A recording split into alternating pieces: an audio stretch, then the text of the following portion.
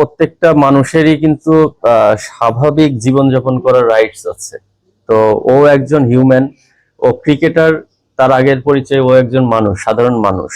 তো আমি মনে করি আমি ওর সাথে কথা বলে যতটুকু বুঝেছি যে ওর শারীরিক থেকে মানসিক ভাবে ও বেশি ভেঙে পড়েছে। আর এটা খুবই স্বাভাবিক।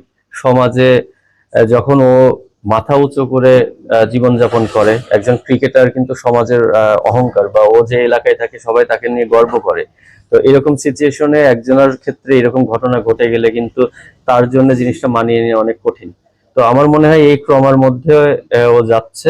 তো আমাদের ক্রিকেট বোর্ড থেকে শুরু করে আমাদের প্লেয়ারদের পক্ষ থেকে সর্বোচ্চ সাপোর্ট ওর প্রতি আছে। আমরা চেষ্টা করব ও যেন এটা যত দ্রুত সম্ভব রিকভারি করে উঠতে পারে। দেখেন, আমার সঙ্গে সকালে আমি ঘুম থেকে উঠে যেটা বললাম, ফার্স্ট আমি ঘুম থেকে উঠেই ওকে আমি ফোন করেছি দেখে। আর আমি সাথে সাথে ইরফানের সঙ্গে কথা হয়েছে। ইভেন তাইজুল এখন চিটাগাং এ অবস্থান করছে, তাদের সাথেও কথা হয়েছে। তারা ওর কাছে গিয়েছে, ওর সাথে কথা বলছে, ওকে চেষ্টা করছে মানসিক সাপোর্ট দেওয়ার জন্য। এবং ইরফান তার ফ্যামিলির সঙ্গেও আলোচনা করেছে। তো আমাদের প্রতিনিয়ত যোগাযোগ হচ্ছে।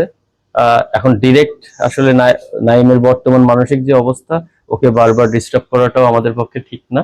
তো আমরা চেষ্টা করছি ওর একটু স্পেস থাক, ও নিজের মতন করে কিছু সময় কাটাক, যেন এটা দ্রুত রিকভার করে উঠতে পারে। ডিপেন্ড করে, ম্যান টু ম্যান ভ্যারি করে, কারণ সবাই মেন্টালি একরকম না। কেউ খুব দ্রুত অ্যাডজাস্ট করতে পারে, কারো একটু সময় লাগে।